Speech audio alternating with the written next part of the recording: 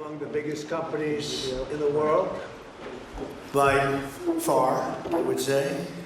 And we're doing tremendous things. Our country is doing very well. You saw the numbers that got released today, yesterday. Deficits cut way, way, way back at levels that nobody's ever seen before, setting records. And the numbers coming into our country are unprecedented, and we're doing really well. We had a situation 3 days ago with Venezuela, and we're getting along extremely well with the people of Venezuela, both the people and the people that are running Venezuela. I just want to thank our military. What they've done is incredible. That was considered unprecedented, to go into a military fort with thousands of soldiers and others, and to come in with 152 planes going every which way, and very rapid speeds, and helicopters, and to come out with no deaths and the loss of no equipment. It was pretty amazing. Nobody's seen anything like it.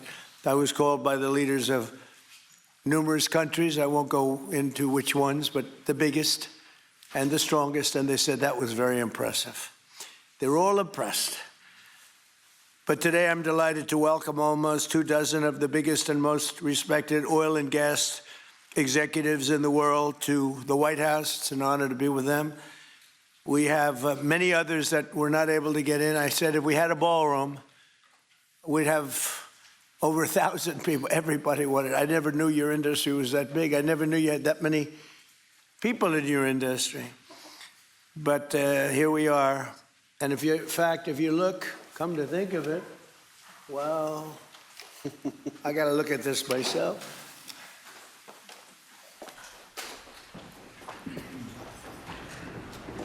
Wow.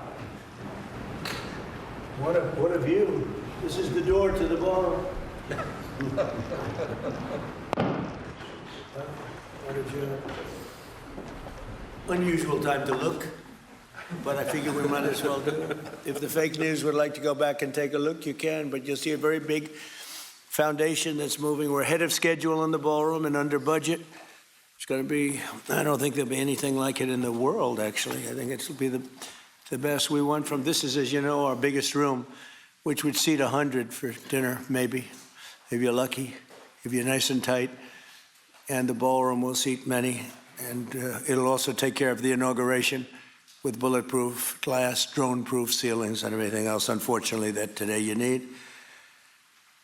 So we're going to discuss how these great American companies can help rapidly rebuild Venezuela's dilapidated oil industry and bring millions of barrels of oil production to benefit the United States, the people of Venezuela, and the entire world. And yesterday, the number is 30 million barrels. I can't even, is that a correct number? 30 million barrels. You hear that, Peter? Of oil was given to us by Venezuela. That's a lot of oil. It's about $4 billion worth, and it's on its way to the United States right now. And we want to thank Venezuela for that. And we're working very well with them, obviously, or they wouldn't have been so generous. But they respect us again. They didn't respect us at all before. So that's money that goes to the United States. Some will go to Venezuela, and some will go to the oil companies, but not that, because that's already been extracted. So you're not getting any of that. But when you start extracting, you'll get.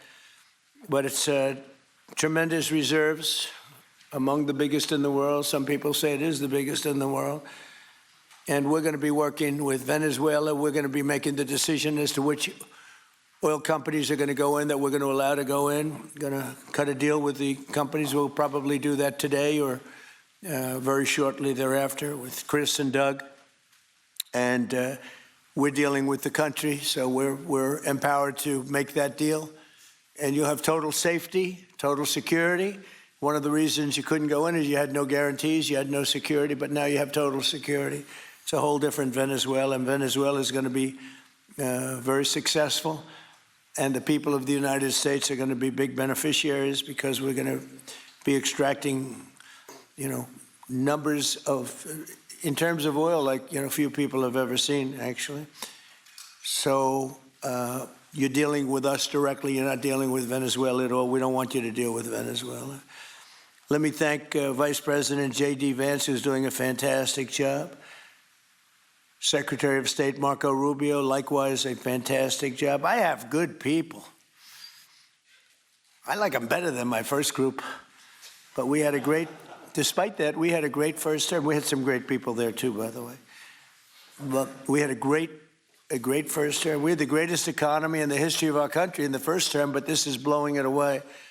And you haven't seen anything yet. Everyone's been shocked by the numbers, 5.4% GDP.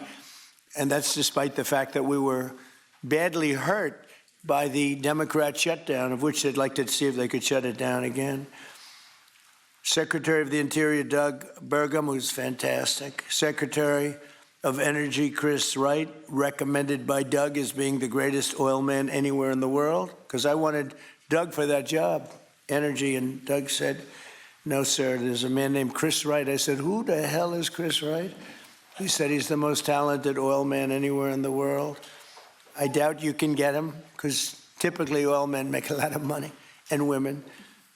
They make a lot of money, but Chris came.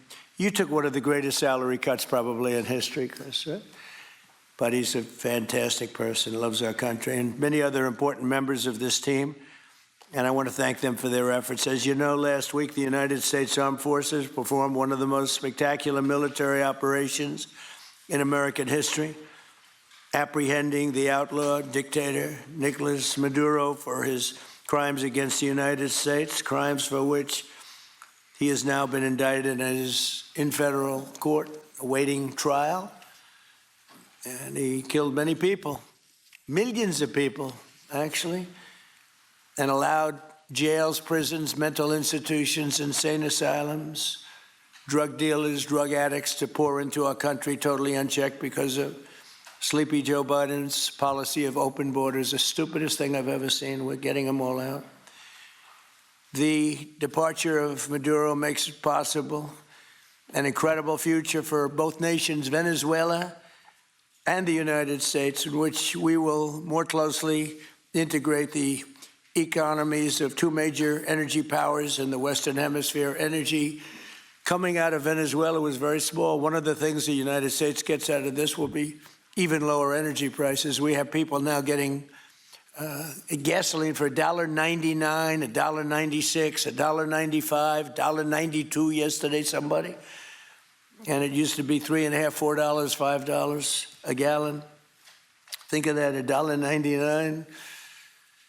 Decades ago, the United States built Venezuela's oil industry at tremendous expense with American skill, technology, know-how, and dollars. But those assets were stolen from us, and we had presidents who did nothing about it. This president is much different than your other presidents. They did nothing about it. They stole it. Some of the people in this room were a little bit younger when that happened, but not that much younger. It wasn't that long ago. But they stole our assets like we were babies, and the United States did absolutely nothing about it. So now we're doing everything about it. Now we're doing 500% about it, but it's a long time after the act took place. So they stole from us, and it was taken by socialists and communists at the time, and Venezuela was going bad, really bad. And as much oil as they have, they're producing almost nothing, which is just a system. So we're really, if you look at it, we're taking back what was taken from us. They took our oil industry. We built that entire oil industry. Started a long time ago, but they took it, and they were very ungracious to this country, but now they're being very nice. American companies will have the opportunity to rebuild Venezuela's rotting energy infrastructure and eventually increase oil production to levels never, ever seen before. When you add Venezuela and the United States together, we have 55% of the oil in the world. The United States is number one. We have them drilling. Drill, baby, drill was my campaign. And Doug and Chris, I think we're setting records on drilling right now and taking oil without Venezuela. That's how we're getting the oil prices down. The plan is for them to spend, meaning our giant oil companies will be spending at least $100 billion of their money, not the government's money. They don't need government money. But they need government protection and need government security that when they spend all this money, it's going to be there so they get their money back and make a very nice return. The plan is for them to spend at least $100 billion to rebuild the capacity and the infrastructure necessary. Venezuela has also agreed that the United States will immediately begin refining and selling up to 50 million barrels of Venezuelan crude oil, which will continue indefinitely. We're all set to do it. We have the refining capacity. It was actually based very much on the Venezuelan oil, which is a heavy oil, very good oil, great oil. It's fantastic for certain things like asphalt roads, best there is in the world for asphalt roads and other things. All of the companies here today are going to be treasured partners in bringing the nation of Venezuela back to life, restoring its economy and generating great wealth for their companies and for their people, and also great wealth for the American people, and tremendous wealth for the companies that are going in. The companies that are going in, and if you don't want to go in, just let me know, because I got 25 people that aren't here today that are willing to take your place. So I just want to thank, these are people that I either know or I know of by reading lots of business magazines and journals and papers. These are the greatest oil people anywhere in the world. Harold Hamm, I see, is here. Harold, you know, there's a story about Harold Hamm that he can look at a piece of land, put a straw into the land, and oil pours out. Is that true about you? Whereas some of you guys have to invest hundreds of millions of dollars to find that oil. So we can't let that story be true. But they say Harold puts a straw into the land and oil comes gushing out. So you're not a big R&D person, are you, huh? He's called instinct for oil. Now, he's got other problems, but we won't talk about those problems. But he's been a great supporter of mine for a long time, haven't you, Harold? So congratulations. But we have, and I think Harold would agree, we have the greatest oil men and women anywhere in the world sitting in this room right now. And we have a lot of people that will be back to see us sometime next week. We're going to have another meeting for another group. But we're going to do this very quickly. We can have this done almost immediately. So I'd like to thank you all for being here. I'd like to invite Vice President Vance to say a few words, followed by Secretaries Rubio, Burgum, and Wright. And then we'll have a few words from representatives that are here and to discuss their ideas, a couple of them. We have Chevron, which has been, where's Chevron? Where are you? Far right. No, I thought you'd have a better location. You were the only one that was there for all that. I used to call you and say, what the hell is going on with Venezuela? He stuck it out. I don't know if you made money or not, but you stuck it out. I got to give you a lot of credit for that. Mark Nelson, thank you very much. Exxon CEO Darren Woods. Darren, thank you very much. How's Exxon doing? Okay? All right. They'll do a lot better now, won't they, huh? Exxon's been amazing. It's been an amazing company. And ConocoPhillips CEO Ryan Lance, thank you very much. So you guys could say something, and then we'll take some questions from the press. And if anybody else would like to speak, we'll have you speak. We have all the time in the world. This is a big subject. This is massive wealth, and more importantly than massive wealth, it leads to lower taxes and a lot of jobs for Americans and for Venezuelans, but for Americans in this case. And I just, again, appreciate you all being here. And I'd like to ask JD to say a few words, please. Thank you.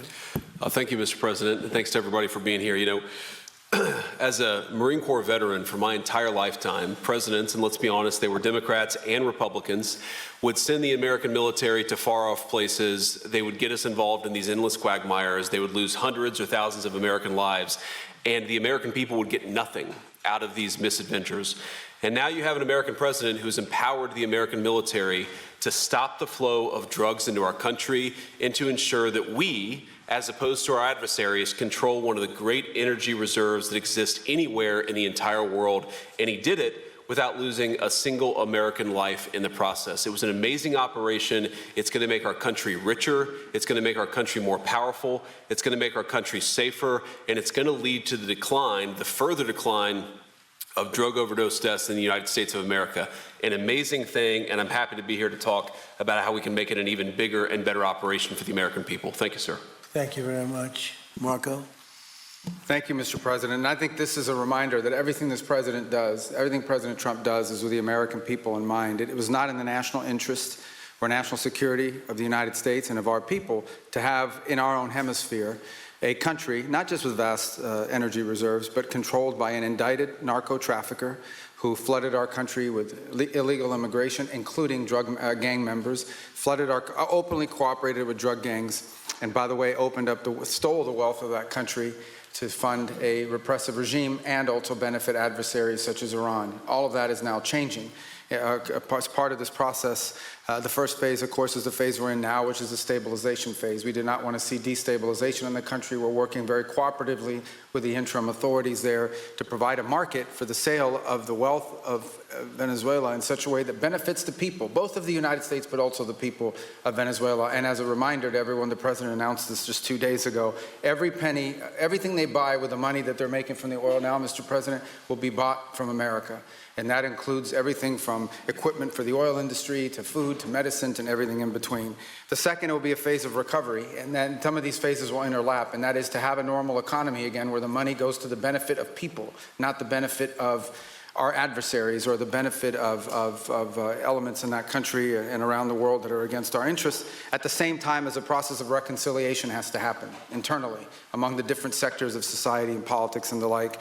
And finally, the third phase, which is the most important of the three, is when the country fully transitions into a normal country that we have strong economic and diplomatic and relations with, that is friendly towards the United States, that's not a foothold for our adversaries, that serves our interests, but also the interests of the people. It'll be a country that is wealthy, a country that is prosperous for the people, not for a handful of criminals, but also a country that is supportive of our interests in the region and throughout the world. And we thank you, Mr. President, and the team you've assembled that have brought us to this point. A lot of work remains, important work, but this is historic. Okay. Thank you very much. Doug? Well, Mr. President, I want to thank you for your leadership, not just as president, but as commander-in-chief. The boldness, the execution, the breathtakingly precise work that you've delivered both in Iran back in June and here has changed the field for the whole world. And you always ran about the idea of peace and prosperity. And in Venezuela, as you know, this was a playground for every bad actor in the world. We had Russians, Iran, terror groups, all of them profiting from this criminal organization that was pretending to run the country.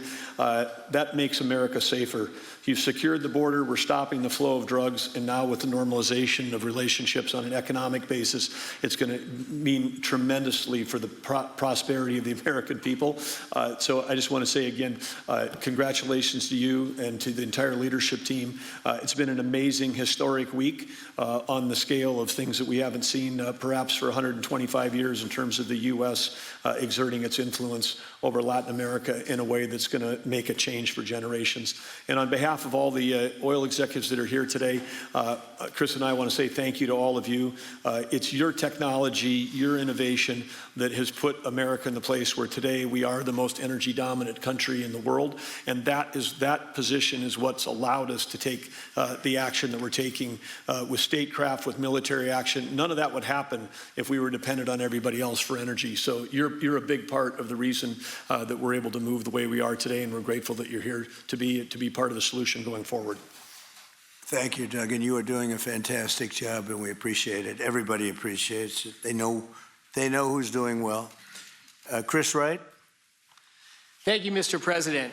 Yeah, what we've seen in the last week is leadership matters and credibility matters. Venezuelan oil has been sanctioned for many years, and the oil just flew, those sanctions were not enforced. That oil just floated out to trafficked by bad actors of the world.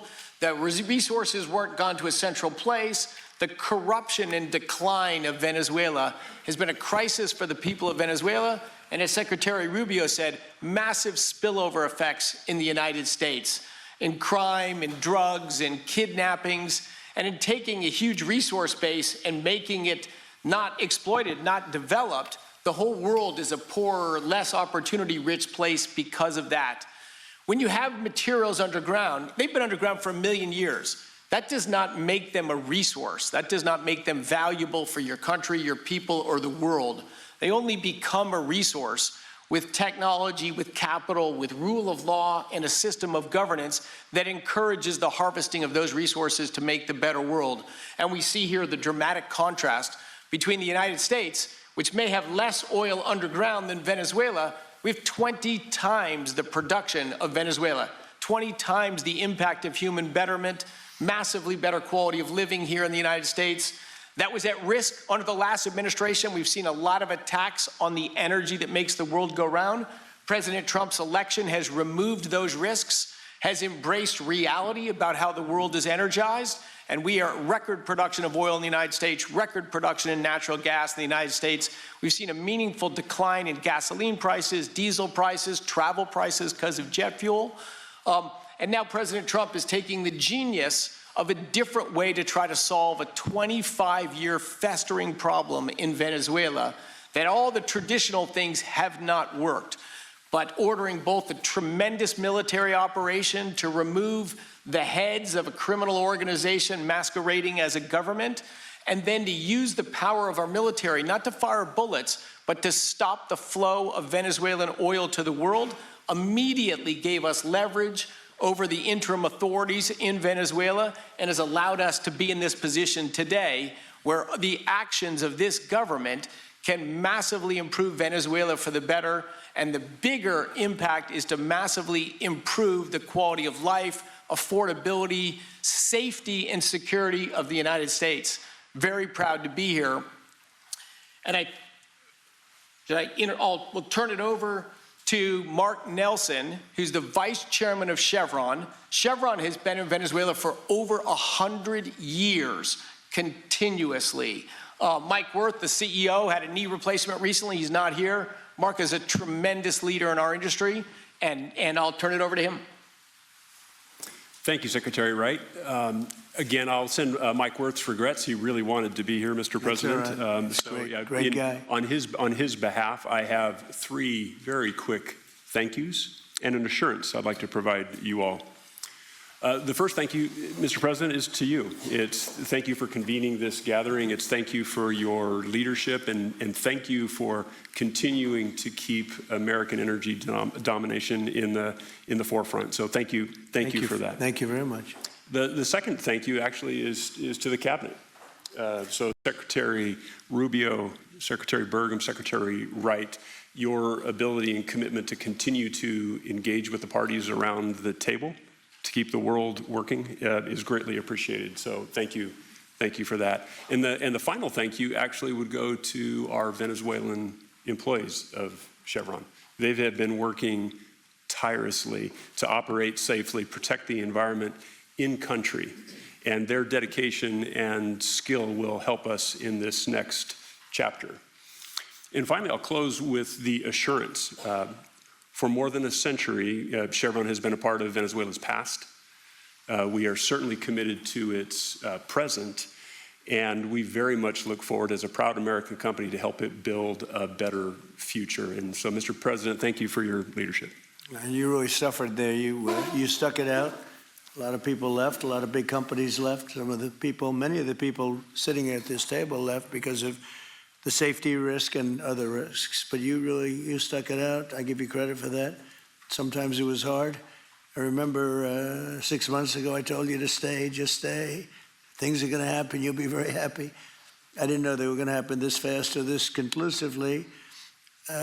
One thing I think everyone has to know is that if we didn't do this, China or Russia would have done it.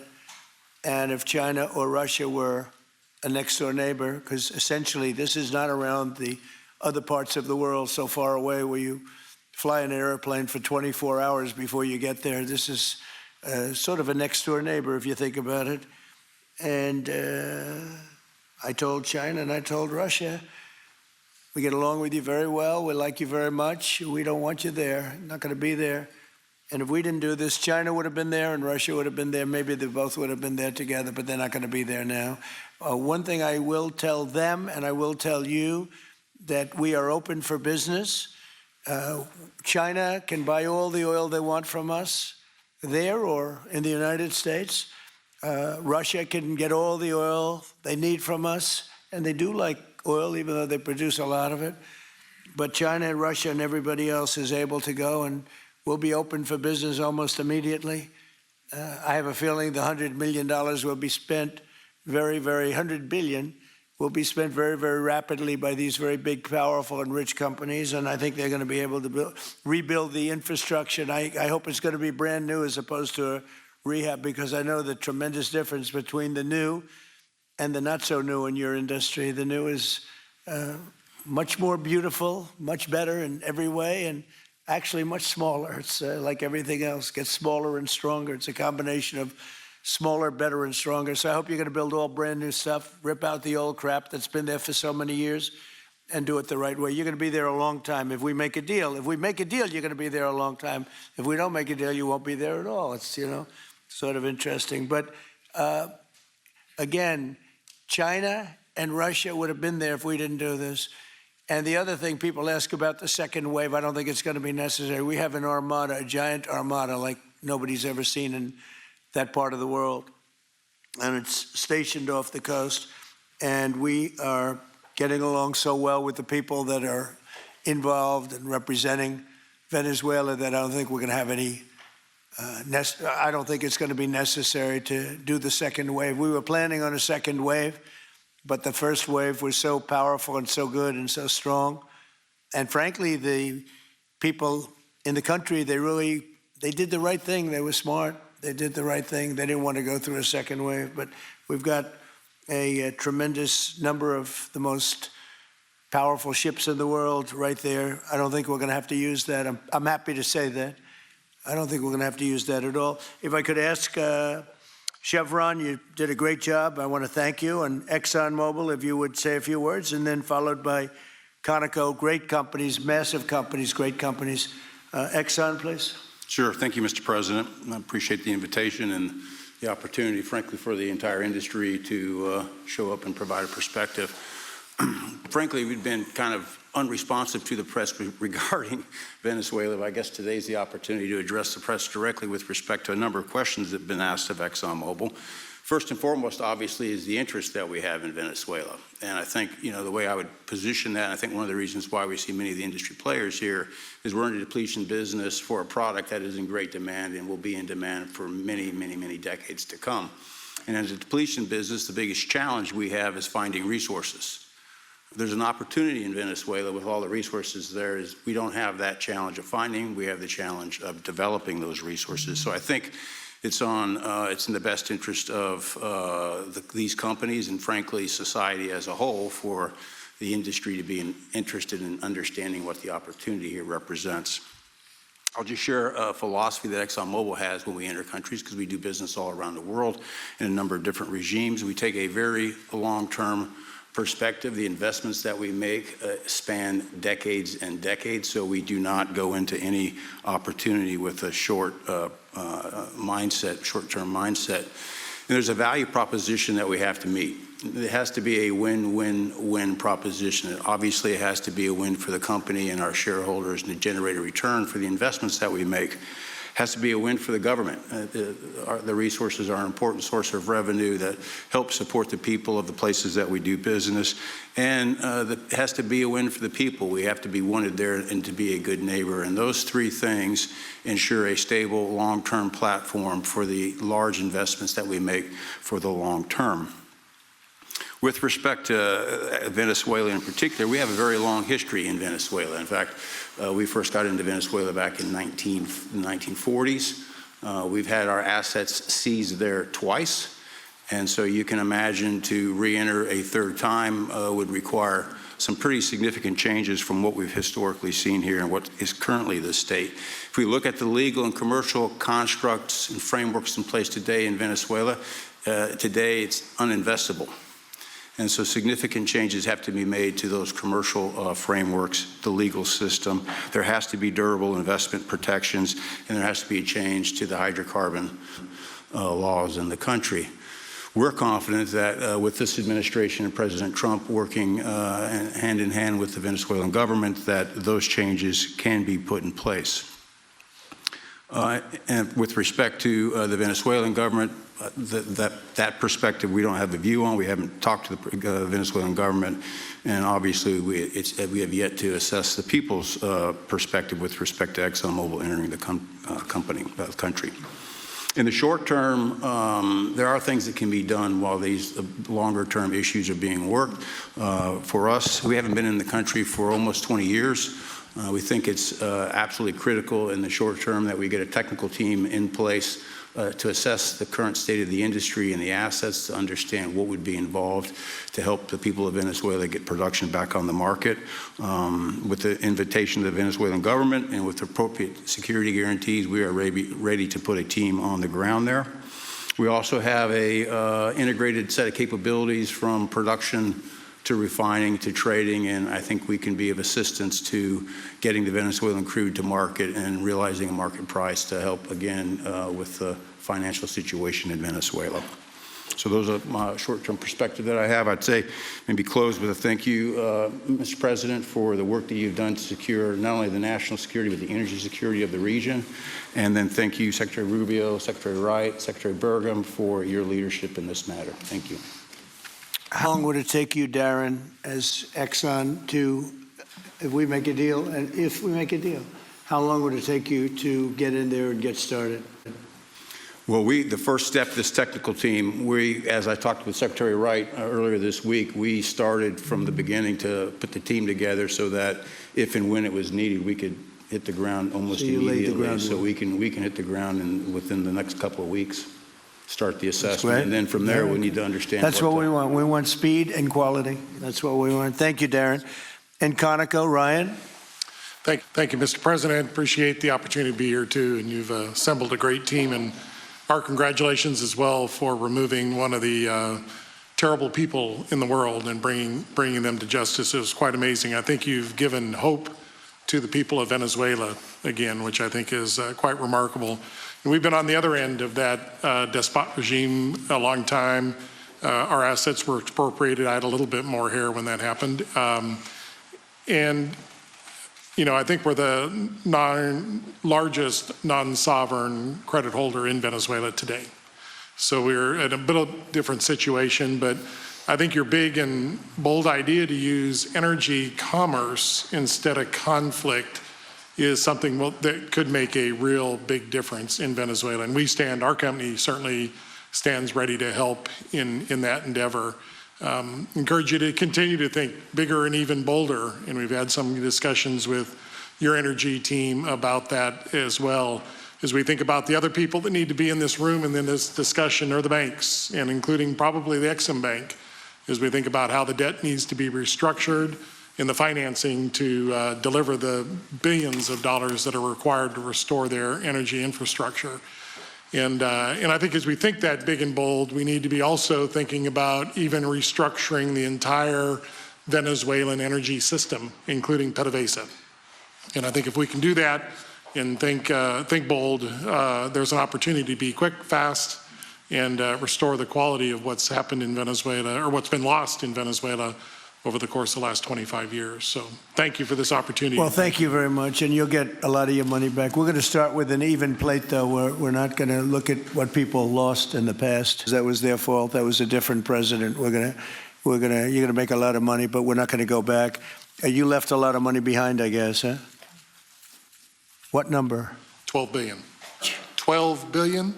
Well, it's a good write-off. It's already been written off. It's been written. All right, thank you. You'll make it back one way or the other. You're all going to do very well. I think really very well. Marco just gave me a note. Go back to Chevron. They want to discuss something. Go ahead. I'm going back to Chevron, Marco. Thank you, Marco. Go ahead. Was there a question, Mr. President? Yes, go ahead, Marco. What are you saying here? Mark, if Oh, big you increase, can yeah. update us on operations in the ground and with the appropriate approvals, what you might be able to achieve in the next 12 to 18 months, give us a little view from the ground. You bet. So today, Chevron has 3,000 employees in 4 different joint ventures in Venezuela today. And over the past 5 to 7 years, they've taken production from about 40,000 barrels a day to 240,000 barrels a day, essentially getting those facilities and that equipment up to standards that would be something that people in the room would be more accustomed to. Given the work we've done with Secretary Wright and Secretary Burgum and even Secretary Bessent, I think we have a path forward here very shortly to be able to increase our liftings from those joint ventures 100%, essentially effective immediately. We are also able to increase our production within our own disciplined investment schemes by about 50% just in the next 18 to 24 months. And that's just leveraging what's on the ground. So to Secretary Rubio's comments about phase 1, this is taking the momentum of improvements we've already made there locally and building on those and creating more momentum for the people of Venezuela. I think you have an advantage being there. You've been there by the skin of your teeth. It's been tough for you to be there. But do you think you have an advantage over the other people in this room by the fact that you are there? Yeah, I think there are, Mr. President, I think there would be days where it didn't feel like an advantage, and there are days where it does feel like an advantage. But having people on the ground today that care desperately about the people of Venezuela and know how to operate the assets that are there, that is a definite advantage today. Would you say the best locations are available, or would you say the best locations are already sort of worked, even though they're in very bad shape? The best locations for finding oil, the best locations for oil. There are more opportunities than not, Mr. President. With 300 billion barrels of reserves and resources in country, there are lots of opportunities for many companies. Will you be building new, or will you be using the old infrastructure that you have?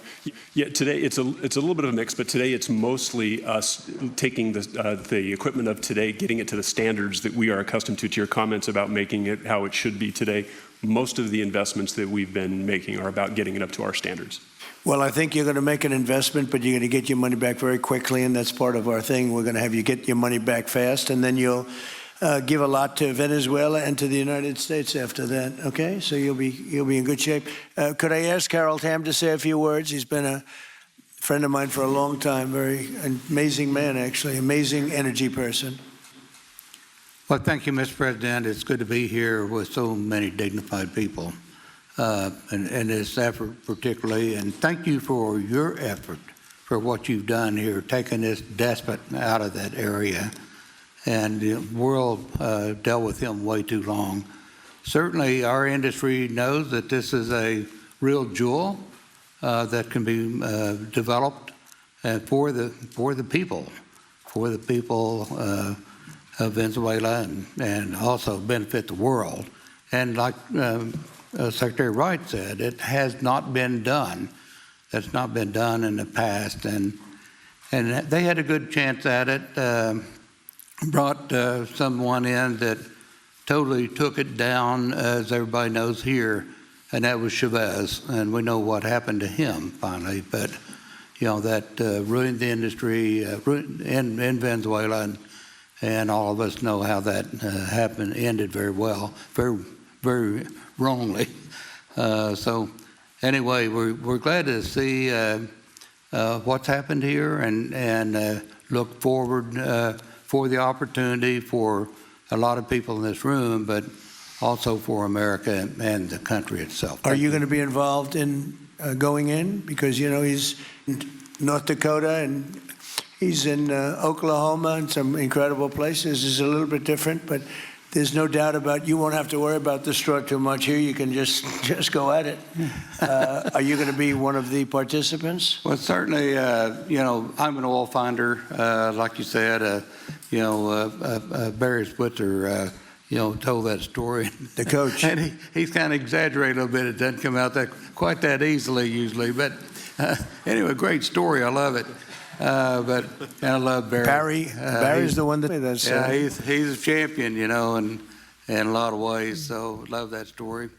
We're going to keep our ears on this. The president meeting with oil executive here. This is truly a remarkable thing you are seeing. Keep in mind that Nicolas Maduro has not been extracted for yet a week, and yet they are gathering these people, the top oil companies in America, to be able to, one, Chevron is already there, to be able to go in and begin monetizing this capture, to begin rehabilitating the country. I want to bring in Fox Business anchor David Asman, who's got vast knowledge about all of this. David, I watch this and I think, it's amazing. You forget about boots on the ground, David. This is drills in the ground. I mean, this is a totally different concept. We have never seen this. It is kind of history you're watching, and to hear these oil executives, some are reticent. You can see they're reticent to get back into an unstable country and unstable situation. But for the most part, they are all at least open and eager to the prospect of doing what the president says could be done.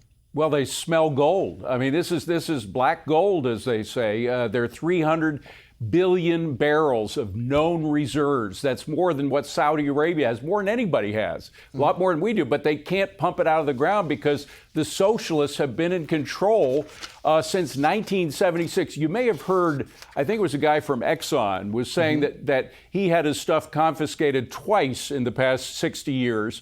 And there were two socializations that went on. One was in the mid-1970s by a guy named Carlos Andres Perez. He was a mild socialist. He expropriated a lot of the oil companies' business, but they still could do business there. Then there was Chavez, Hugo Chavez, the predecessor of Maduro, who was just arrested.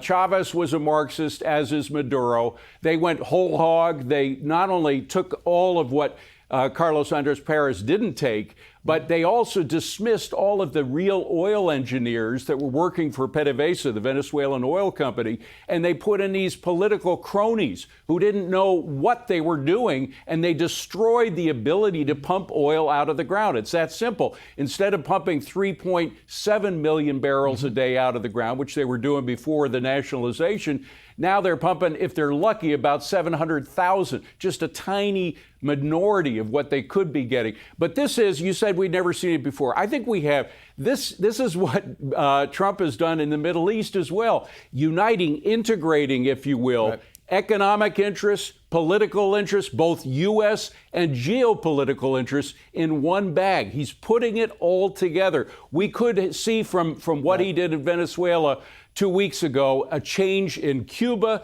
Nicaragua, and the entire David, hemisphere. Let me just go back to the White House because Peter Doocy is now talking about this. Dictators, then the United States knows what to do next. Sounds like he wants you to go and capture Vladimir Putin. Would you ever order a mission to go and capture Vladimir Putin? Well, I don't think it's going to be necessary. I think we're going to have I've always had a great relationship with him. I'm very disappointed. I settled 8 wars. I thought this would be in the middle of the pack or maybe one of the easier ones.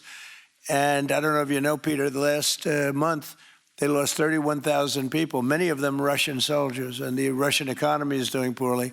I think we're going to end up getting it settled. I wish we could have done it quicker because a lot of people are dying, and mostly soldiers. They get hit in Kiev and they get hit a little bit here and there, and people are dying there too. But largely, it's the soldier population. When you have 30,000, 31,000 soldiers dying in a period of a month, 27,000 the month before, 26,000 the month before that, that's bad stuff. So, as you know, President Biden gave $350 billion to Ukraine to fight, and we would never get that back, although I did make a rare earth deal to get it back, so we will be getting it back, but shouldn't have done that. It was a bad thing to do. I will say that right now, because I was able to get NATO to up GDP from 2% to 5%, NATO's got a lot of money, and they're paying for everything. We're not losing any money. We're making a lot of money, I guess, if you think of it, because we're selling them military equipment. They're probably giving it to Ukraine. But we're selling them to NATO military equipment. We're getting full price and all of that. But that's not a big deal to me. What is a big deal is stopping a war where 30,000 people are being killed every single month. And on Minnesota, the vice president yesterday suggested that Renee Good, who was killed by this ICE officer, was part of a broad left-wing network. What has your team told you about this broad left-wing network. Who is in charge of it? Who's part of it? What's it called? Well, I haven't seen the vice president's statement, but he's generally very accurate. I hate to say, look, I watched that yesterday, and there are a lot of different forms to it. But there was a woman screaming, "Shame, shame, shame, shame." She was a agitator, probably a paid agitator, but in my opinion, she was an agitator, a very high-level agitator, so professional. She wouldn't stop screaming. I said, this isn't a normal situation. This is a professional troublemaker, because you heard it and I had it. Now, I will say this, the news sort of turned her down, turned her off, because you're trying to watch. She was so loud and so crazy and just not normal. When somebody sees something like that, they don't go screaming and the same words. So I guess you could say professional, but I didn't think she did a very good job. You have agitators, and we will always be protecting ICE, and we're always going to be protecting our Border Patrol and our law enforcement. Yeah. Thank you, Mr. President. Mr. President, in your conversations with these oil executives today, did you provide any security guarantees so that they can do their work safely in Venezuela? Yeah. And separately, Mr. President, they will have those guarantees, yes. And separately, Mr. President, I'm curious in terms of the future of Venezuela. Do you see Venezuela, now led by Delcy Rodriguez, as an ally of the U.S.? Is that the way that you view that country right now? Well, right now they seem to be an ally, and I think it'll continue to be an ally, and we don't want to have Russia there. We don't want to have China there. And by the way, we don't want Russia or China going to Greenland, which if we don't take Greenland, you're going to have Russia or China as your next-door neighbor. That's not going to happen.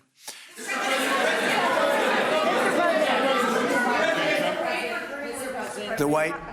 Mr. President, thank you. You just said that these companies would have security guarantees if they go in on the ground in Venezuela. They will have. And what is your plan there actually for these companies and those Americans who are going to be on the ground working for these companies? Well, there are going to be Americans. I assume they're going to be using a lot of Americans, but they're going to be using a lot of people from Venezuela and other places, I would imagine. But I would think that mostly they'll be using Venezuelan workers. They have a lot of great workers.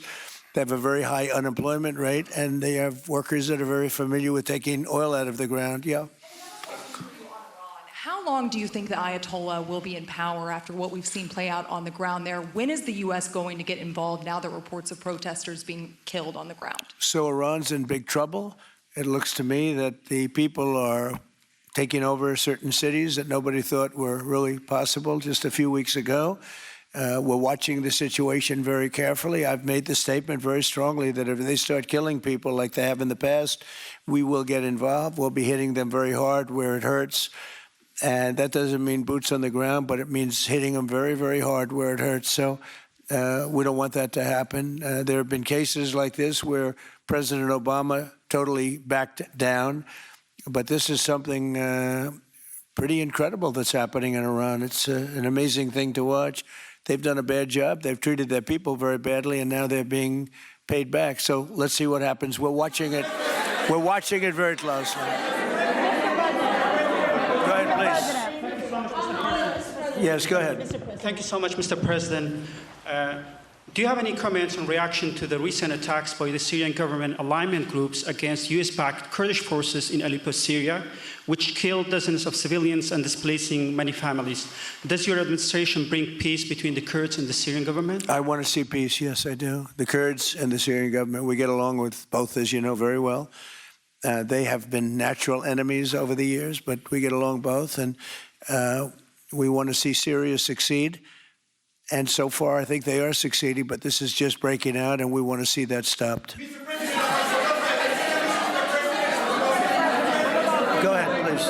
You're meeting with the President of Colombia, Gustavo Petro, in a few weeks. Do you hope this meeting with Gustavo Petro marks a new chapter, a new beginning in the benefit of the U.S. and Colombia relations? What country? Colombia, with the President of Colombia, Gustavo Petro. I had a very good talk with him yesterday, and he's been very hostile to us and to the nation and to me, called me a dictator and lots of other things. Called Biden some terrible names, far worse than he called me. But he called yesterday through people, and he wants to meet. and that's fine with me. I've made up with people also, you know. So we're going to have a meeting with them. We had a very good conversation. The people of Colombia are incredible people. Marco would know that better than anybody because he's married to a woman from Colombia. And I don't mean Columbia University. That would be, I'm not sure. I think I like Colombia, the country, better, if you want to know the truth. The people, hold it. The people are great people. I look forward to meeting with them. We're going to meet in the very near future. Would you meet the interim president of Venezuela here in the White House? Would you greet her to discuss the fate of the oil? Yeah, well, I'm going to meet a lot of people, and we're going to meet, you know, we meet a lot of people. When you end 8 wars, you get to know a lot of people, and I think it's very important. As an example, we have over $18 trillion, think of that, $18 trillion coming into our country. A lot of that's coming in from foreign countries like Saudi Arabia and Qatar and UAE and others. And I get to meet a lot of people, but I will be meeting with various representatives of Venezuela, probably pretty soon. We haven't set that up. But the relationship that we have with the people that are currently running Venezuela is very good. We also have a young lady that received the Nobel Peace Prize. She's going to come in and pay her regards to our country, really, to me. But, you know, I'm a representative of the country, nothing else. And she's coming in sometime next week, I think Tuesday or Wednesday. And we'll see how that is. But no, we're dealing with the people from Venezuela.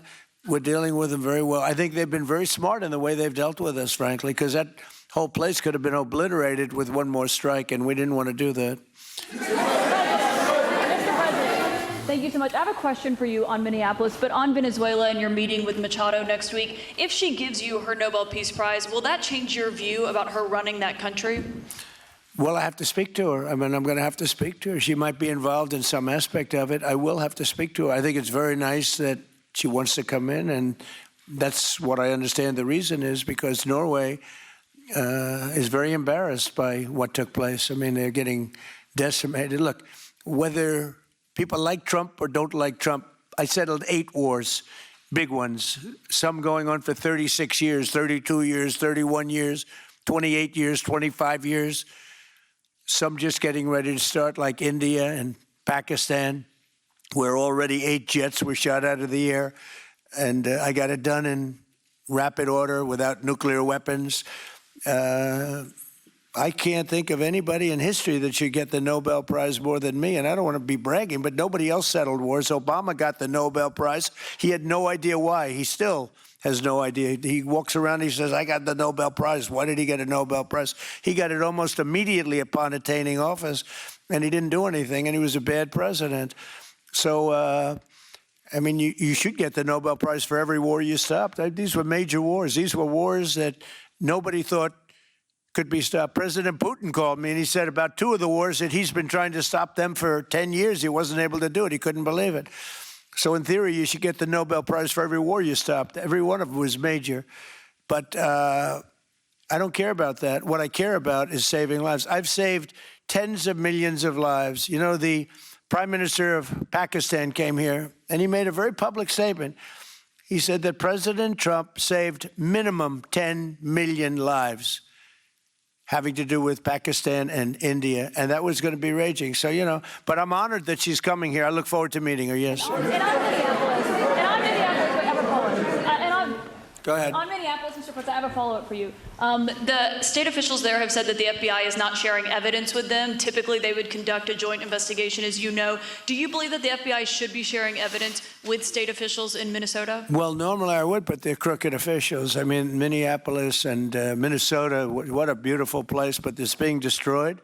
It's got an incompetent governor, fool. I mean, he's a stupid person. And it looks like the number could be $19 billion stolen from a lot of people, but largely people from Somalia. They buy their vote. They vote in a group. They buy their vote. They sell more Mercedes-Benzes in that area than almost. Can you imagine? You come over with no money, and then shortly thereafter you're driving a Mercedes-Benz. The whole thing is ridiculous. So they're very corrupt people. It's a very corrupt state. I feel that I won Minnesota. I think I won it all 3 times.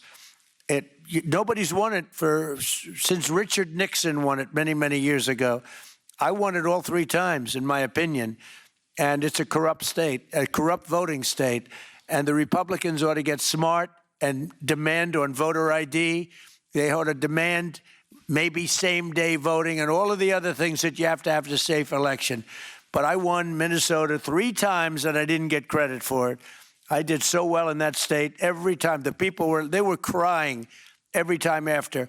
That's a crooked state. California is a crooked state. Many crooked states. We have a very, very dishonest voting system. The last time I won, 24, the one that just took place, I won because it was too big to rig. You couldn't rig it. It was too big.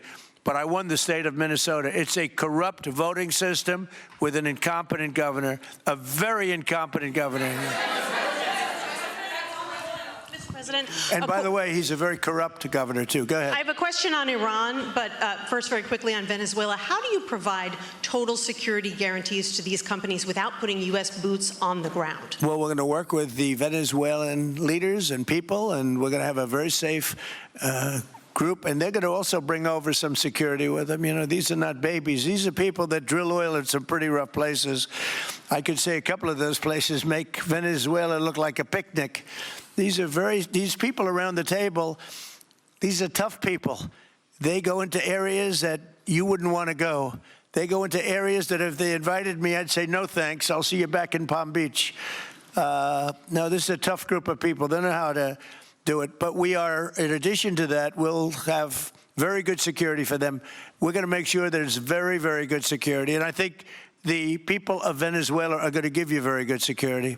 You know, the people, now I'm not talking even leadership, the people of Venezuela are going wild over this. They named a street after President Trump. What do? You attack a country and they name a street? That's never happened before, although I heard that's also taking place in Iran. They named a street, the protesters. I just hope, you know, just God bless them. I just hope the protesters in Iran are going to be safe, because that's a very dangerous place right now. And again, I tell the Iranian leaders, you better not start shooting, because we'll start shooting too. With your glasses, sir, go ahead, please. Hold it. Next to you. Yes, glasses. The gentleman with the glasses. All right, thank you, Mr. President. With those very big glasses, actually. Yeah, Ferrari, actually. Mr. President, I have 2 questions. What do you want the European Union to do in Ukraine? The European leaders seem pretty divided on Ukraine. And then, if you can reiterate this straight message that you have to the Iranian leader, to Khomeini. The message that you have. You're talking about Iran? Oh, Iran, yeah. What do I want Iran to do? I'm sorry? Where are you from? Italy. Oh, nice place. Yeah. Okay. The first question So is what are you Europe. asking about Iran for? Well, if you can answer about Europe and what you think the Europeans should do on Ukraine, and then a message. Well, look, Europe has been doing so much for Ukraine, but it hasn't been enough. And obviously that I would say that President Putin is not afraid of Europe. He's afraid of the United States of America, as led by me. There's no fear of Europe. You know, Europe's fallen behind, and Europe, and JD said it very strongly. I don't know, he took a lot of heat, but I didn't give him any heat. Europe is a different place. Europe is changing. Europe has got to get its act together. I love Europe. I guess I came from Europe, essentially. My roots are in Europe, but Europe is a different place. They have to get their act together. Now they have a great NATO leader, and they've gone up to 5% from 2% GDP. That's a big step. But they have to be very careful with their immigration policy, and they have to be because, you know, I will just say, to be nice, that there are certain places in Europe that are very important that are no longer recognizable. I'm being very nice. I'm being very diplomatic when I say that. They are not recognizable.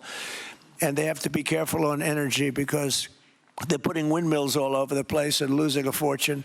They're destroying their country. They're just destroying the beautiful landscapes, the beautiful everything. They're doing. And by the way, in case you people don't know, I'm not much of a windmill person. I can proudly say, Doug, that we have not approved one windmill since I've been in office, and we're going to keep it that way. My goal is to not let any windmill be built. They're losers.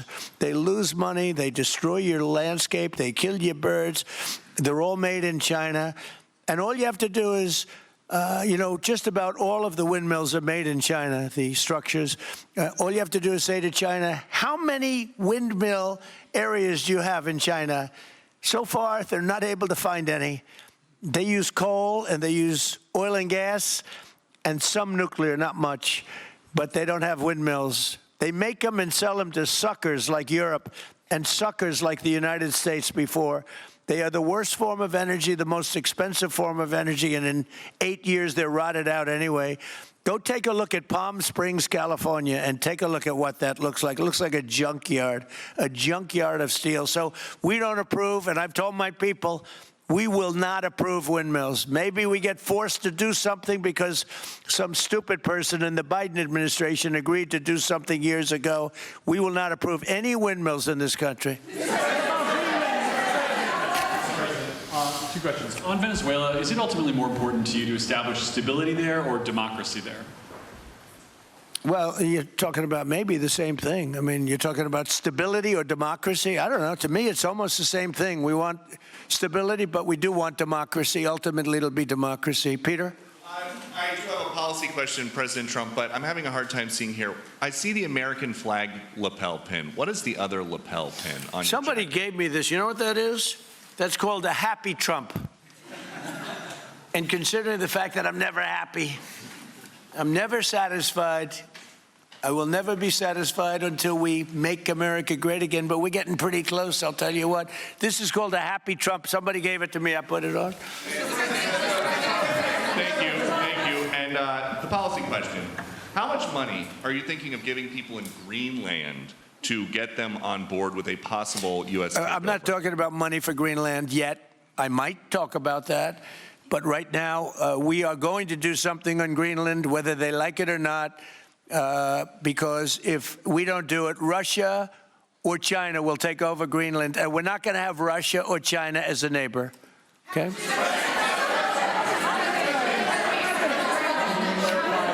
I would like to make a deal, the easy way, but if we don't do it the easy way, we're going to do it the hard way. And by the way, I'm a fan of Denmark too. I have to tell you, and they've been very nice to me. I'm a big fan, but the fact that they had a boat land there 500 years ago doesn't mean that they own the land. I'm sure we had lots of boats go there also, but we need that because if you take a look outside of Greenland right now, there are Russian destroyers, there are Chinese destroyers and bigger. There are Russian submarines all over the place. We're not going to have Russia or China occupy Greenland, and that's what they're going to do if we don't. So we're going to be doing something with Greenland, either the nice way or the more difficult way. Please, go ahead, ma'am. Mr. President, why is it so important to you to own it when you have a military presence there, which you could expand to affect the security? Because when we own it, we defend it. You don't defend leases the same way. You have to own it. And, with a nation, look at what happened with Obama, with that horrible deal they made with Iran. It was a short-term deal. It was like a 9-year deal. Countries can't make 9-year deals or even 100-year deals. Countries have to have ownership. And you defend ownership, you don't defend leases. And we'll have to defend Greenland. If we don't do it, China or Russia will. It's not going to happen. We are not going to have, and I like China, I like Russia, I love the people of China, I love the people of Russia. I get along very well with President Putin, but I'm very disappointed in him. I get along very well with President Xi. I'm going to go over to China in April, but I don't want them as a neighbor in Greenland. Not going to happen. And by the way, and NATO's got to understand that. I'm all for NATO. I saved NATO. If it weren't for me, you wouldn't have a NATO right now. But we're not going to allow Russia or China to occupy Greenland, and that's what's going to happen if we don't. Go ahead. On the economic report that came out today, Mr. President, one, can you respond to that? And two, it was an amazing report. The most amazing thing is government jobs are way down. And yet the unemployment or the employment numbers are very good. We've gotten rid of tremendous numbers of federal government jobs. Nobody's ever seen anything like it. And yet the employment numbers are very good. They're really getting better. But now we have all those people to work in the private sector for a lot more money. I think that's one of the very big things. The other thing is at 5.4%.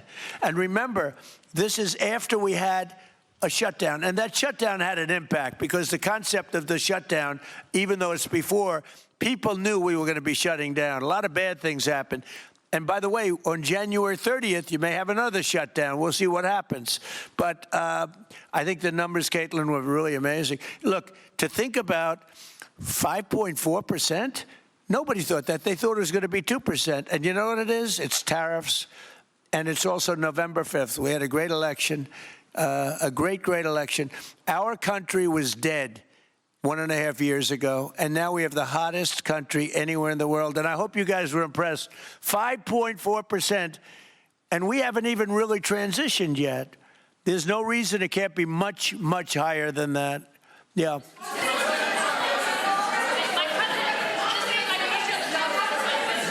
Can you respond to the manufacturing Let's number? give CNN a chance. You know, they've been fighting so hard to get back into the mainstream. Mr. President, you posted some numbers actually on Truth Social last night. People saying you posted the job data early when you're not supposed to obviously share it till the next morning. Did you do that on purpose? No, I don't know. If they posted them, I said post them whenever you get a chance. I don't know. They gave me some numbers. When people give me things, I post them. But the numbers are amazing. Yeah, please.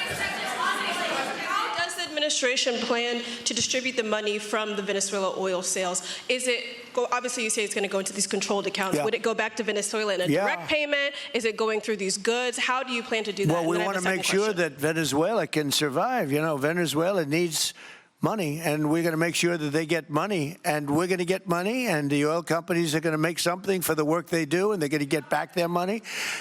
We're devising a formula, but it won't be so much of a formula. It's going to be what they need. We're going to take care of what they need. There'll be plenty left over. We're going to have a lot of money left over. And the money left over is going to the United States of America, and the oil companies are going to be very happy. Yeah, please.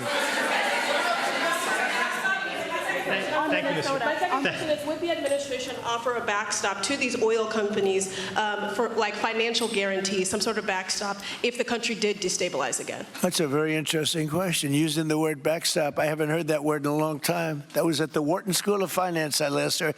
That's a good term. We ought to use it more often. I hope I don't have to give a backstop. Look, these are very smart people, the smartest people that are not only in oil and business. These are the biggest companies in the world sitting around this table. They know the risks. I mean, there are risks. We're going to help them out. We're going to make it real easy. They're going to be there for a long time. We're going to be there together for a long, long time. And they're going to be taking the oil, and they're going to be bringing oil prices down. They're going to make a lot of money. They're going to get their money back. They're going to be safe. The people of Venezuela are going to be big beneficiaries, and the United States of America is going to be a big beneficiary for what we've done. And you know, one other thing I might say, it's also very big for national security because, again, just like Greenland, we can't have China or Russia occupy Greenland. We can't have China or Russia occupy Venezuela. And if we didn't do what we did, China or Russia would have been in Venezuela. I think I can measure. Where's Mr. Chevron? So let me ask you, they would have been there if we didn't do this. Do you agree with that? They certainly have a lot of economic interests in country. There's absolutely no argument about that. They were trying to be there. I mean, you know, we had a Russia, I guess sort of I call it a semi-Russian ship yesterday that we took over, and Russia decided not to defend that ship against us. It's a big movement. The ship was loaded up with oil, and we took the oil, and it came out of that port. But Russia would be there or China would be there. And we want them to be there for a different reason. We want them, do you people agree? In particular, China, they need a lot of oil. Russia doesn't need so much, but Russia was there anyway. But I assume you agree that China would like to be doing a lot of business there by buying oil. And I want to just tell President Xi and President Putin, but more so in this case, President Xi, because they do need a lot of oil. And we are open for business in the United States, and we are open for business in Venezuela, right?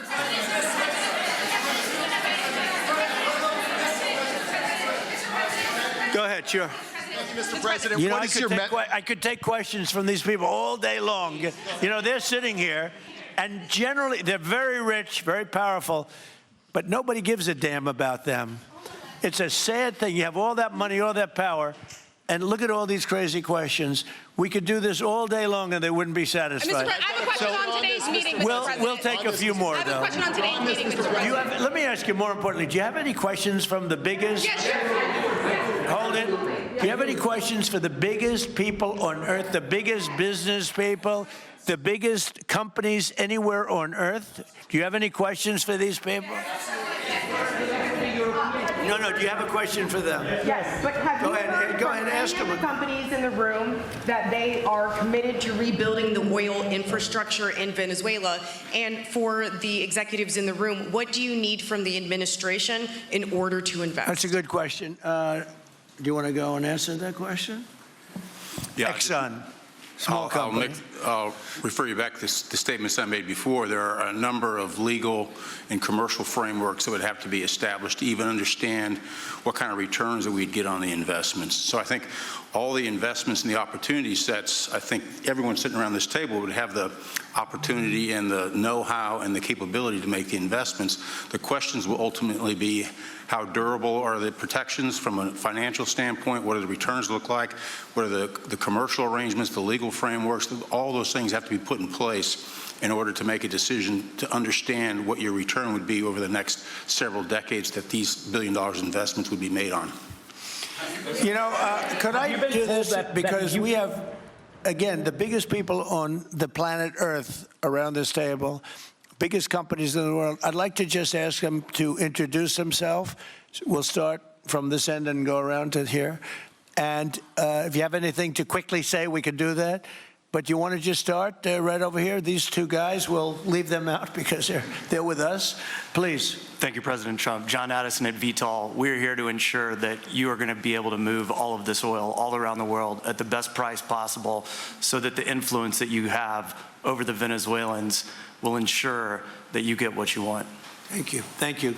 Good point. Thank you, Mr. President. Ryan Sheffield of Formentera. My grandfather, Hugh Sheffield, was president of ARCO, Venezuela. Right. Thank you for what you did. Do you like what we're doing? There's a lot of shale there, a lot of upside. He would be very happy looking down. He'd be very proud of you right now, right? Yes, sir. Good. Thank you. Mr. President, Luis Rodriguez. I'm probably the only Venezuelan American sitting on around this table. I want to personally thank you for the courage of your actions over the last couple of weeks. I think I speak, and I speak of Venezuela in general in saying there's optimism. You've brought optimism to the table, and if the conditions are met, the opportunity is absolutely immense. I agree with that. That's true. Thank you. Well said, too. It's immense. This is a tremendous opportunity. Thank you. Richard Holton from Trafigura. We're working with your administration, Mr. President, to bring that Venezuelan oil to the United States. Our first vessel should load in the next week. Great. Good job. Thank you. I think the reason that most of us are here and thinking about the future is because we trust you initially to set this program up that will work and guarantee that this can be done. And there's a huge investment that needs to be done. We've all agreed on that. And certainly we need time to see that through. So thank you for what you've done. Thank you very much. Thank you. Mr. President, I'm Lane Riggs, CEO of Valero Energy, and we're one of those companies that refineries in the U.S. are uniquely configured to run Venezuelan oil, and we're more than happy as this opportunity expands for us to further invest in our refineries to produce more of it. And you're very much set up for the heavy oil, right? Yes, sir. That's great. That's great. We're ready for it. Thank you, Mr. President. Thank you for having us here. Thank you. And thank you for opening the door to a better Venezuela.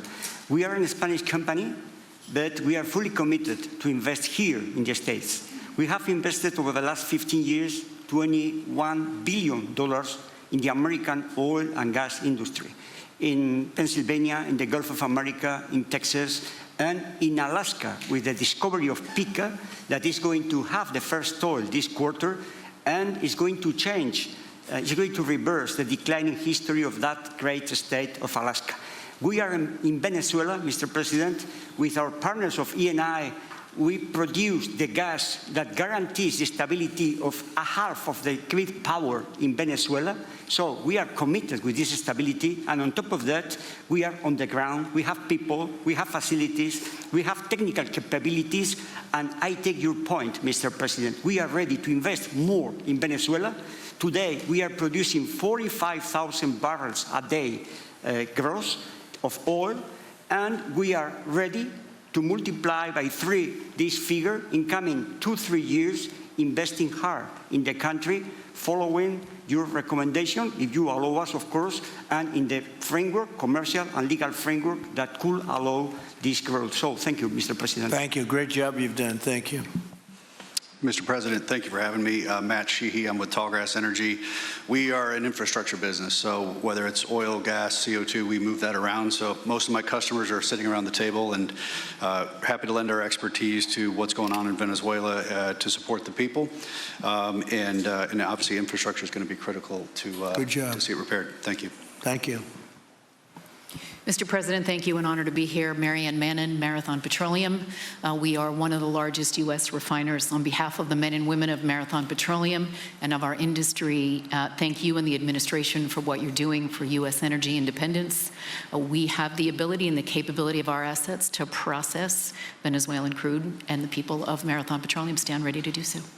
Do we need more refineries in our country? In the U.S., probably Yes. not. We have sufficient capacity. It's amazing.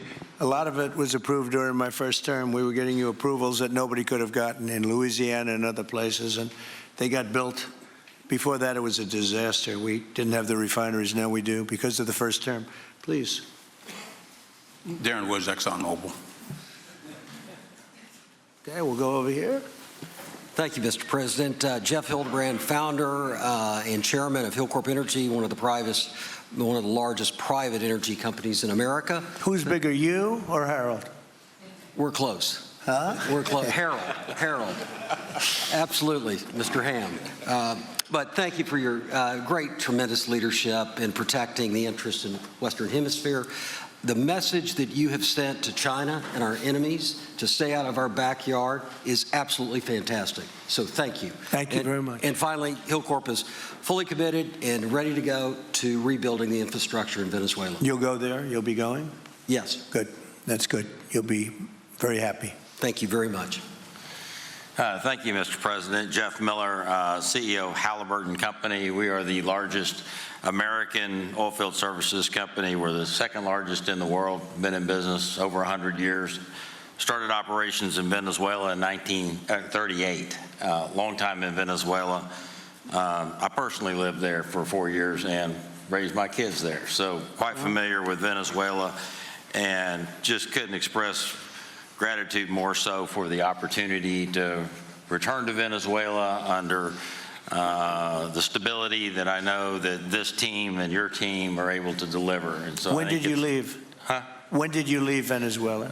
As a company, we left under the sanctions in 2019. So we had intended to stay, and then when the sanctions went into place, we were required to leave. But very much interested in returning. Have 600 Venezuelans with Halliburton today, all around the world. Look forward to putting them back to work. Great job. Great Thank job. you. You'll be back. Please. Mr. President, I'm Alex Cranberg. My company, Aspect Energy, is one of the leading American international wildcatters. We've found significant fields in Central Are and you South. a wildcatter? I'm a wildcatter. That's pretty cool, I'll tell you. I would have been a wildcatter too if I was in. And you've been successfully wildcatting. We've found significant fields in Central and South America, in the Middle East, and in Europe. We're a leading That's oil great. producer in Hungary.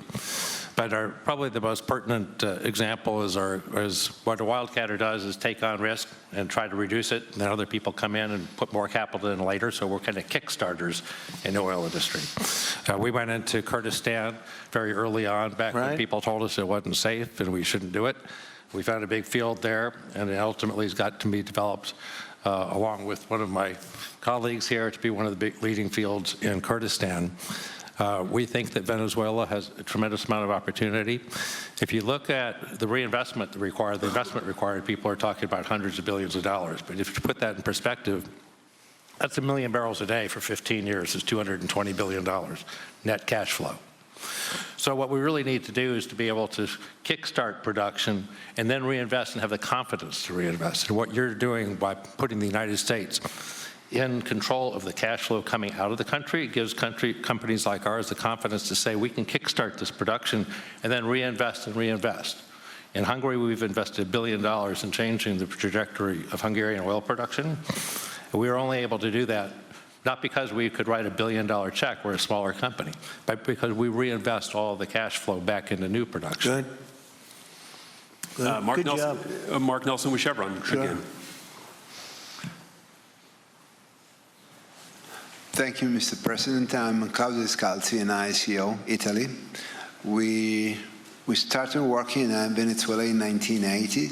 We have a lot of oil, but now just the gas is flowing because it's not under sanction. And as my colleague from Repsol said, we cover more than about 50% of the electricity in the country. So that is essential to avoid any kind of problem, social problem.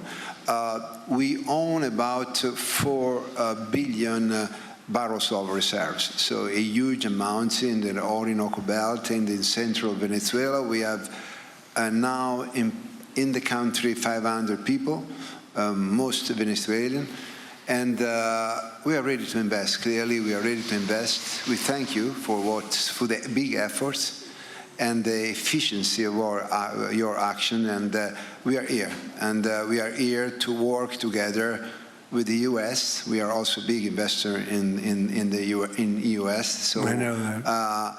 We thank you again, and we are there. And we are also ready to join with American companies in our assets to develop and go faster with good investors and good know-how from the U.S. company.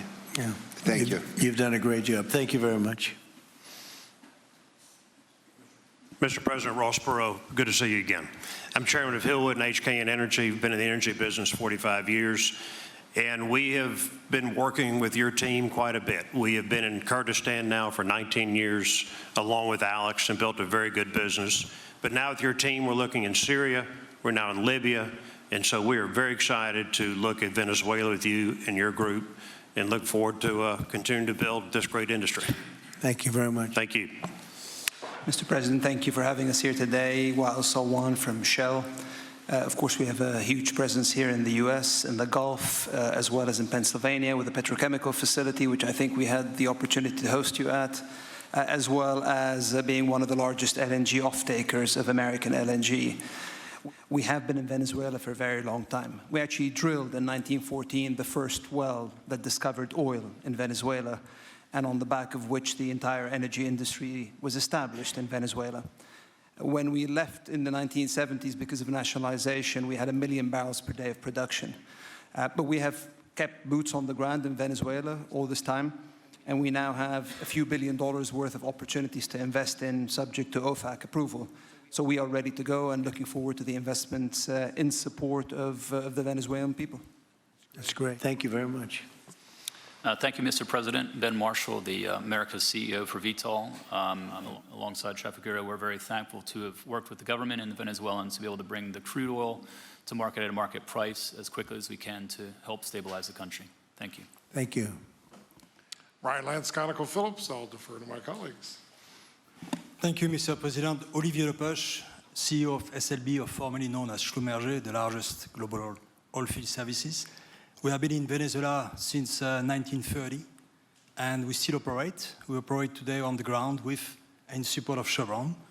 We have ability to scale. We have 1,100 Venezuelans in the company, 2,000 additional that are calling us to go back to country and to go back to work.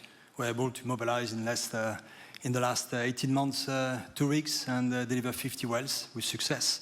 So we're here. We have knowledge of the subsurface like nobody else has. We have boots on the ground, capacity on the ground, $700 million of equipment value on the ground in Venezuela, ready to mobilize for all of our partners, customers. So we are ready to scale fast, and we really want to thank the administration, Secretary Wright, Secretary Bergen, for the effort they are supporting and giving us to be successful on behalf of the Venezuelan oil and gas industry. Thank you very much. Thank you very much. Well, check this out. They say the very best for last. And I don't have that sexy accent like this guy next to me here. Mr. President, my name's Bill Armstrong of Armstrong Oil and Gas. I'm a private independent guy. And in real estate, you were a wildcatter. So wear that motto proudly. But like you, I was my own guy. I don't have shareholders. I don't have private equity partners, but I've been drilling all over the place. In fact, I had the largest discovery in Alaska, biggest discovery in 50 years in our country.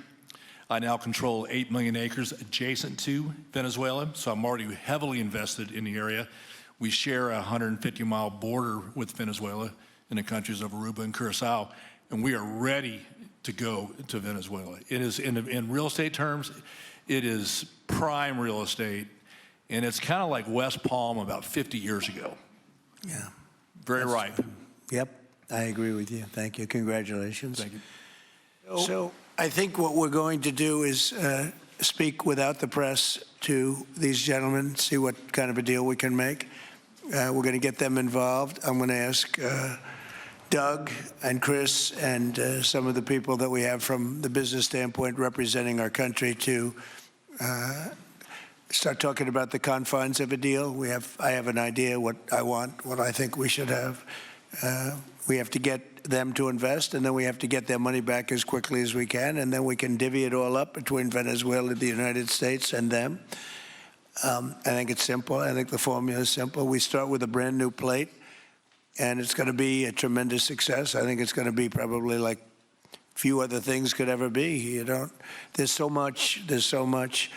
Venezuela's been really taken advantage of by a lot of people because they drill very little. I mean, as much as you hear they drill very, very little, very small percentage.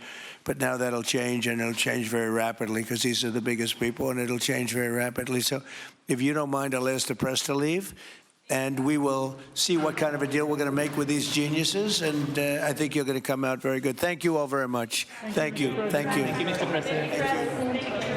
Hey, Sean Hannity here. Hey, click here to subscribe to Fox News YouTube page and catch our hottest interviews and most compelling analysis. You will not get it anywhere else.